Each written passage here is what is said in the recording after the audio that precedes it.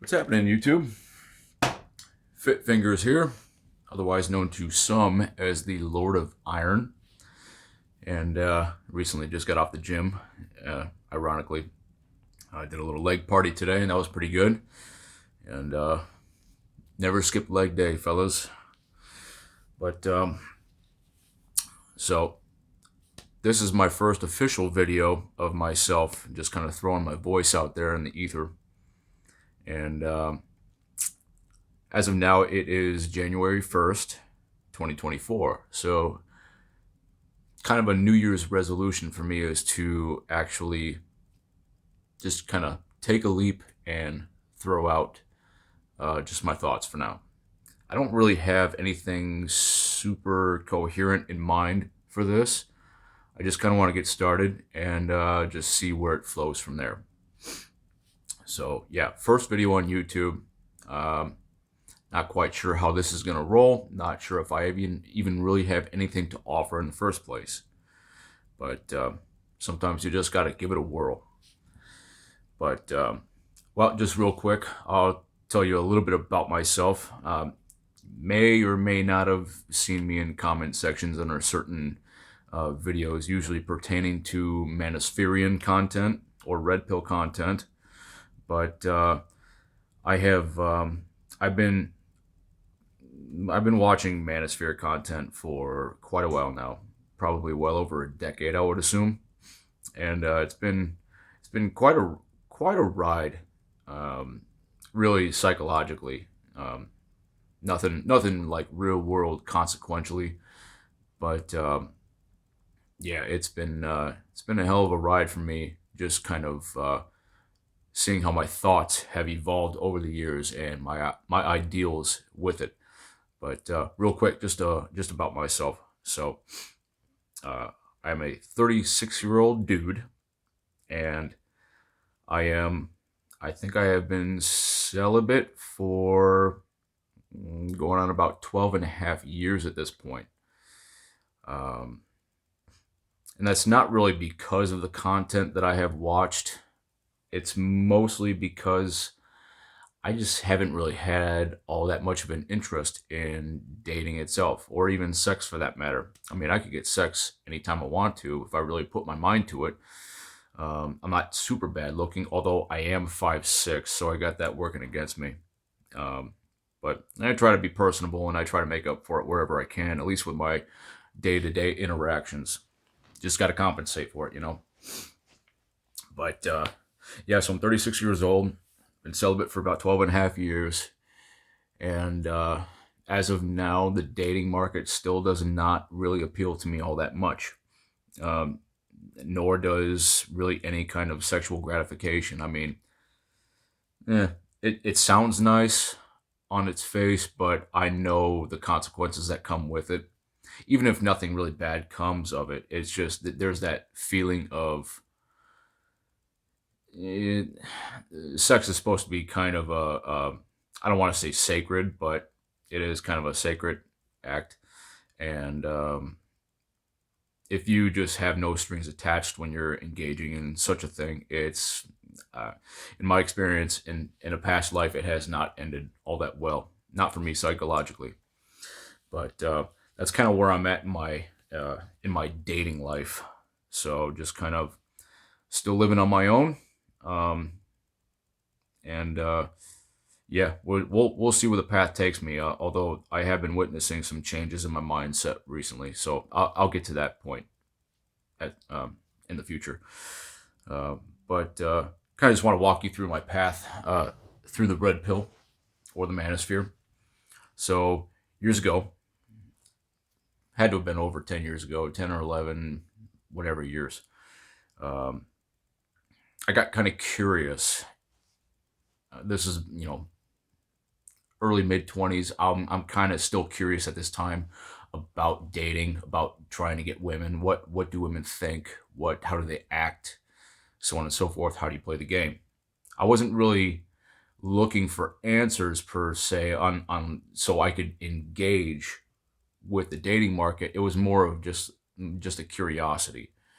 I did go through a breakup about a year or two prior to this, but it kind of sparked my interest. I mean, what's being put out there for just general dating information, and just kind of going through the search results on YouTube, and suddenly I come across the MRA content, the men's rights activists, and these people shed some light on some issues that I really had no idea existed.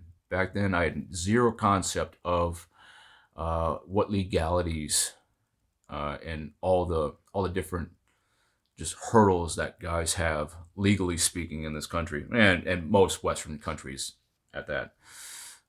It's kind of an eye opener, and they swayed me over. It was like, yeah, all this makes sense by the looks of the data. It all seems to be happening, and it doesn't look good. And before that, I wouldn't say you could call me. You could definitely not call me a feminist, but I was more or less blue pilled.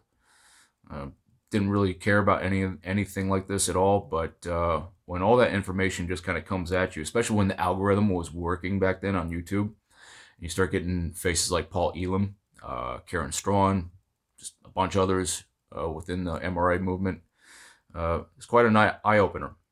And then from there, algorithm keeps working. It's given me PUA stuff, and it was kind of interesting because it was more touching upon female nature and ways to kind of, I don't want to say manipulate, but I guess play the game. And the game is a lot more, I guess it's a lot more brutal than I assumed it would have been. I mean, grew up on Disney movies just like most other people my age. Just all these lofty ideals of romantics. So these guys kind of, they shine a few lights on me as well. But again, wasn't really super interested in that. But then from there, it kind of went into the MGTOW stuff. Now this is where I kind of, this is what I'm most aligned with in terms of my standard of living and ideals with dating. I started coming across content like Barbarossa, Stardust, uh, a few others back then. It was mostly those two, though, at the time. And I remember seeing that one video from Barbarossa. I think it was called The Post-Feminist Man. I think that's what it was called. And just hearing the way he was talking about women, or just how about how he was talking about people in general, and then men kind of engaging in some sort of a revolution of sorts. That's what it kind of came off as. It was like a revolution of male freedom, and I'd never heard anything like this before. It was really fascinating to listen to. Then from there, it kind of went on to Stardust, aka Thinking Ape, and I listen to him to this day. He puts out really good content, and I really appreciate his work. The guy really kind of, if you don't agree with him, at the very least, man, he makes you think about certain issues in a lot of ways that are, I guess, are unorthodox but important. So he's very good at that. But he kind of replicated the same message as Barbarossa, and he kind of took it to a more consistent and, I guess, a more in-depth level, if you will. And it was fascinating. Then from there, you start getting more, I guess, popular voices at the time. You start, what was it like? You got Coltane, you had Human, you had Spetsnaz. Spetsnaz was one of my favorite ones. He still pops up once in a while as well. Human does too. He's really changed over the years, and probably for the better. But it's kind of wild seeing the different turns that some of these content creators have made up to this point. And yeah, it's just really interesting. But I won't get too deep into that. But yeah, up to this day, the MGTOW philosophy is more or less resonated with me personally. And yeah, I already had, as far as like my personal life goes, I already had this more, it was like a disinterest towards dating in general, and just, or women in general. And it wasn't anything negative or hateful. It was just, I just don't really care all that much. I'm not sure if it has something to do with my biology, with the way my neurons are firing. Maybe I have low testosterone. Maybe it's just it's an amalgamation of all kinds of shit. Um, to this day, I couldn't really tell you a precise answer as to why, but that feeling still persists. And yeah, as far as I'm concerned, it's just not really in the cards right now. I'm more or less off the dating market, but I'm 36, and once you start getting up to a certain age, like that's one thing to think that way when you're in your 20s and even early 30s. Once you start like passing 35, and I'll get to this later, but you start also witnessing your close friends and maybe coworkers and other people around you. Every single one of them are kind of going through the rat race at the same time. You start maybe questioning your life decisions in some ways because you're seeing I guess you're getting a glimpse of a grass is greener scenario when you see these people, because it's a norm. Number one, it is the norm that people will go out, they'll get relationships, and more often than not, they're going to form families, and they're engaging in their biological imperative, and yet I am not.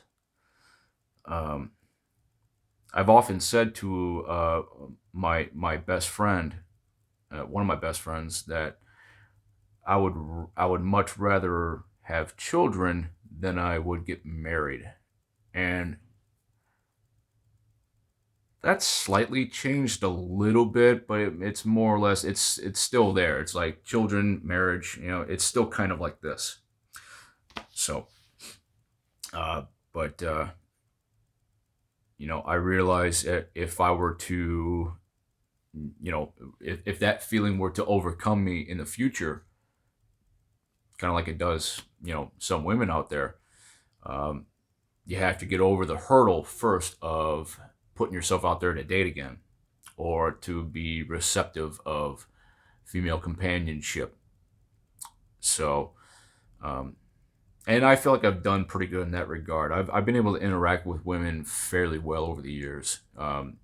You come to an acceptance phase after what they call the red pill rage, and I wasn't filled with rage. I wasn't angry at the time, but this is the term that they use. It was more of an annoyance to me, if anything, about learning about female nature and even male nature as well and how they interact. Um, I guess one of the main things that really annoyed me about all that stuff was the fact that, man, men are so driven in their lives by gaining access to women. It's amazing how much we do in our daily lives that is it's basically a subconscious attempt at getting female attention. Um, I mean, maybe I'll go into that more later, but that's just kind of a thought. Again, these are just kind of thoughts that I'm putting out there, and also putting myself out there, my perspective. Maybe it'll get somebody out there. I don't know. If you find value in any of this, awesome, winning. If not, whatever. I'm gonna put it out there anyways, because one of the points of doing this is to get myself out of my comfort zone, as cliche as that sounds. Um, but I've been wanting to do this for a while, so I mean, I got to do it sooner or later. But yeah, so my thoughts on dating and my own celibacy. It's I guess on one hand, can't really talk very well tonight. On one hand, mm, I'm getting more and more feelings of wanting to maybe put myself out there more with women. It's not super strong, but it's starting to creep up. And I don't know if it's just another phase, because I've gone through these phases before. As a guy who was not dated, I have not had sex. I have not. I don't even remember the last time I've hugged a woman. Talk to women a lot, but I don't really interact with them beyond that. Um, yeah, I lost my train of thought there. Yeah. Oh, so on one hand, I'm getting these phases as I grow older, and it seems like they're happening more often and more potently.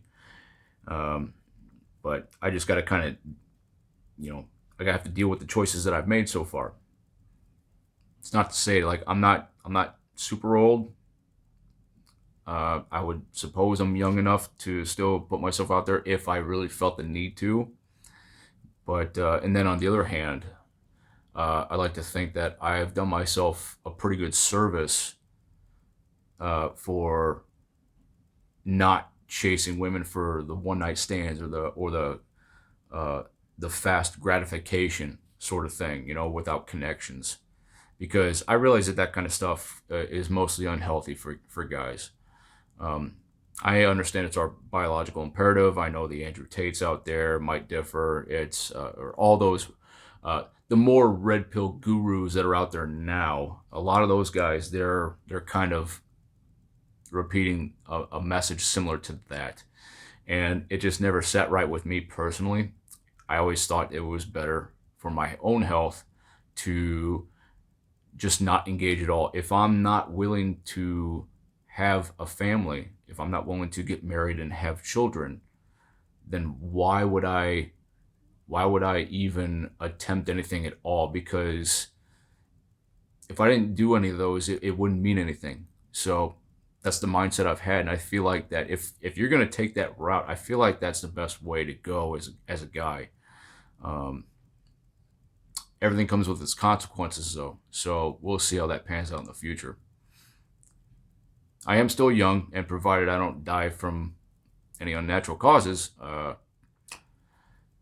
yeah, you never know what's going to happen. I mean, I'm edging on about halfway through my average lifespan. It's still a long time to live. Anything could happen. Just got to kind of realize that anything's possible. But yeah, I don't know. These are kind of just my thoughts right now, and I just wanted to throw them out there, and maybe I'll just go from there. I'm wanting to talk about male companionship as well. I didn't get into that at all, but this video is already running kind of long. But yeah, I want to talk about male companionship and my experience with that in the next video. I'm not sure when I'll do that, but I would definitely like to go a little bit more in depth, because that has been one of the most important aspects of going through this journey from the manosphere into the real world, because you can only relegate yourself to online stuff for so long, and even the messaging. I mean, some of it has real world consequences, sure, but eventually you just have to kind of step out and start living. I believe it was, well, I don't know if he coined it or anything, but Pete, that guy Pete, you refuse to invite to gatherings, who I'm a huge fan of, love the guy. But he had said that MGTOW or the red pill was mostly a temporary stopping point for guys. You stop there and you kind of, take a step back, take some deep breaths, engage with the information, and just kind of absorb what you need, absorb what you can use in your life, and then you have to kind of move on. You may have to divert your path a little bit from what it was originally, but yeah, it's that's just a journey that a lot of us guys have to take. You can't just stay there the entire time.